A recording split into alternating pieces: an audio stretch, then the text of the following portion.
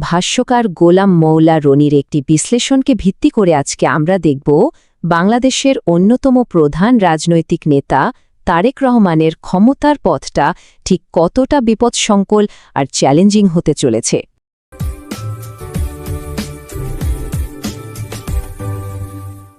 প্রায় ১৭ বছরের নির্বাসন শেষে তারেক রহমানের ফিরে আসা নিয়ে বিএনপিতে এখন এক ধরনের বিশাল প্রত্যাশা তৈরি হয়েছে। তাকে শুধু একজন নেতা হিসেবেই দেখা হচ্ছে না, লোকজন ভাবছে তিনি যেন দলের আর দেশের সব সমস্যার এক জাদুকরী সমাধান নিয়ে হাজির হয়েছেন। কিন্তু কথা হচ্ছে ক্ষমতার এই পথটা একদমই সোজা না, বরং বলা হচ্ছে এটা এমন এক অগ্নি পরীক্ষা, পদে পদে যেখানে পাতা আছে ফাঁদ। এই যে একটা জয় জয়কার ভাব দেখা যাচ্ছে, এর নিচেই কিন্তু লুকিয়ে আছে মারাত্মক সব চ্যালেঞ্জ, যা কিনা সব কিছুকে এক মুহূর্তে তছনছ করে দিতে পারে। তো কি সেই ফাঁদগুলো, চলুন এক এক করে দেখি। প্রথম আর সবচেয়ে কাছের বিপদটা কিন্তু কোনো প্রতিপক্ষের কাছ থেকে আসছে না, আসছে তার চারপাশে ভিড় করা লোকজনদের কাছ থেকেই। এখানে একটা ইন্টারেস্টিং ব্যাপার আছে। শেখ হাসিনার আগের সরকারের পতনের সাথে একটা তুলনা টানা হয়েছে। বলা হচ্ছে শেখ হাসিনাও নাকি একটা সময়ে একদল চাটুকারের খপ্পরে পড়েছিলেন। এই চাটুকার কারা? এরা হলো সেই সব সুবিধাবাদী আমলা, ব্যবসায়ী আর সাংবাদিক, যারা সারাক্ষণ নেতার প্রশংসা করে তাকে বাস্তবতা থেকে একেবারে দূরে সরিয়ে রাখে। ঠিক একই রকম একটা দল এখন তারেক রহমানকে ঘিরে ধরছে বলে একটা আশঙ্কা তৈরি হয়েছে। এই বুদ্ধিবৃত্তিক চাটুকারিতাকে বলা হচ্ছে ক্যান্সারের মতো একটা রোগ, যা একজন নেতার স্বাধীনভাবে চিন্তা করার ক্ষমতাকেই ধীরে ধীরে নষ্ট করে দেয়। তাই এই যে ব্যবসায়ী, আমলা বা মিডিয়ার ভিড়, এটাকে শক্তির প্রতীক হিসাবে না দেখে বরং একটা বিপজ্জনক বিষ হিসাবে দেখা হচ্ছে, যা নেতাকে সবার থেকে আলাদা করে ফেলে। আচ্ছা, এবার চলুন দ্বিতীয় ফাঁদটার দিকে যাই। পরের চ্যালেঞ্জটা ঠিক রাজনৈতিক না, বরং ঐতিহাসিক। এটা বিএনপির রাজনীতির এক অদ্ভুত প্যারাডক্স, যা দলটার পুরো ইতিহাস জুড়ে বারবার সত্যি প্রমাণিত হয়েছে। বিএনপির ইতিহাসটাই কিন্তু বেশ অদ্ভুত। যখনই কেউ ভাবেনি তারা জিতবে, যেমন ধরুন ১৯৯১ সালে তারা ঠিকই ক্ষমতায় চলে এসেছে। আবার যখনই সবাই প্রায় নিশ্চিত ছিল যে তারাই জিতবে, যেমন ১৯৯৬ বা ২০০৬ সালে, তখন তারা হেরে গেছে। ২০০১ সালেও কিন্তু তারা বেশ অপ্রত্যাশিতভাবেই ক্ষমতায় আসে।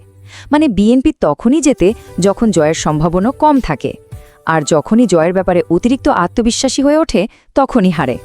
আর এটাই একটা মারাত্মক প্রশ্ন তৈরি করে। আজকের এই যে আকাশ ছোঁয়া জনপ্রিয়তা আর জয়ের প্রবল সম্ভাবনা, এটা কি তাহলে বিএনপির জন্য আশীর্বাদ, নাকি সে পুরনো ঐতিহাসিক অভিশাপের পুনরাবৃত্তি?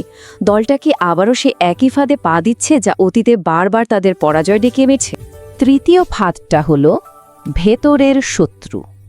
এমন একটা সম্পর্ক যা একসময় ছিল সবচেয়ে কাছের, কিন্তু এখন এতটাই তিক্ত হয়ে গেছে যে তা দলটার অস্তিত্বকেই হুমকির মুখে ফেলে দিয়েছে।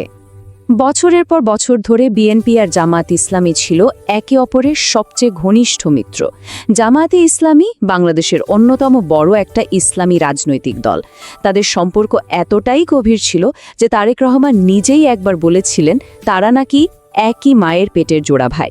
কিন্তু সেই সম্পর্ক এখন আর নেই, পুরোপুরি ভেঙে গেছে। আর এর ফলে তারা হয়ে উঠেছে সবচেয়ে বিপজ্জনক শত্রু। কারণটা কি?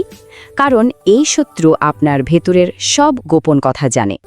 যেহেতু তারা একসময় খুব ঘনিষ্ঠ ছিল, জামায়াত বিএনপির সবলতা, দুর্বলতা, রণকৌশল, অর্থনৈতিক উৎস, এমনকি নেতাদের ব্যক্তিগত দুর্বলতার কথাও খুব ভালো করে জানে। আর ঠিক এ কারণেই তারা এখন এক অবিশ্বাস্য রকম শক্তিশালী এবং জ্ঞানী প্রতিপক্ষ। আর সব শেষ এবং সম্ভবত সবচেয়ে জটিল পরীক্ষাটা হলো আন্তর্জাতিক রাজনীতির ময়দান। এটা এমন এক সূক্ষ্ম খেলা যেখানে একটা ছোট ভুলেরও কোনো সুযোগ নেই। তারেক রহমানকে একই সাথে তিনটা শক্তিশালী আর ভিন্ন ভিন্ন শক্তির সাথে ভারসাম্য রেখে চলতে হবে। একদিকে ডোনাল্ড ট্রাম্পের আমেরিকার মতিগতি বোঝা, অন্যদিকে প্রতিবেশী ভারতের বিশ্বাস ধরে রাখা, আর তার সাথে আমেরিকার ভেতরের শক্তি অর্থাৎ ডিপ স্টেটের সমীকরণ মেলানো। এই ডিপ স্টেট হলো প্রশাসনের সেই প্রভাবশালী অংশটা যাদের নীতি অনেক সময়ই প্রেসিডেন্টের নীতির সাথে মেলে না। এই খেলাটা মারাত্মক ঝুঁকিপূর্ণ, কারণ ডোনাল্ড ট্রাম্পের মতো আনপ্রেডিক্টেবল নেতা যে কোনো মুহূর্তে তার নীতি বদলে চলতে পারেন। আবার ভারতও কিন্তু খুব কাছ থেকে সবকিছু দেখছে। তারা যদি একটুও আঁচ করতে পারে যে বিএনপি ওয়াশিংটনের দিকে বেশি ঝুঁকে পড়ছে, তাহলে তার প্রতিক্রিয়া হবে মারাত্মক। অন্যদিকে আমেরিকার ডিপ স্টেটের স্বার্থরক্ষা না হলেও তার ফল ভয়াবহ হতে পারে। এক কথায়, কোনো একদিকে সামান্য ১৯-২০ হলেই পুরো পরিকল্পনাটাই ভেস্তে যেতে পারে।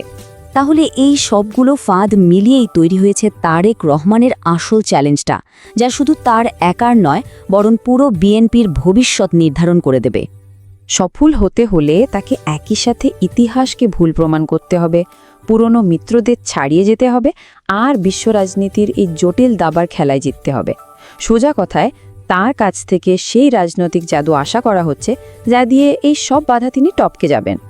কিন্তু বিশ্লেষণটা পরিষ্কারভাবে একটা সতর্ক বার্তা দিচ্ছে, আর সেটা হলো এখানে ভুলের কোনো সুযোগ নেই, ঝুঁকিগুলো প্রায় চূড়ান্ত। আর তাই শেষ প্রশ্নটা হলো, তারেক রহমান কি পারবেন এই সব অগ্নি পরীক্ষা পার করে সেই কাঙ্ক্ষিত জাদুটা দেখাতে, নাকি যে কোনো একটা মারাত্মক ভুল পুরো বিএনপিকে এমন এক রাজনৈতিক ব্ল্যাক হোল বা কৃষ্ণ গহ্বরে ঠেলে দেবে যেখান থেকে ফেরা হয়তো আর কখনোই সম্ভব হবে না?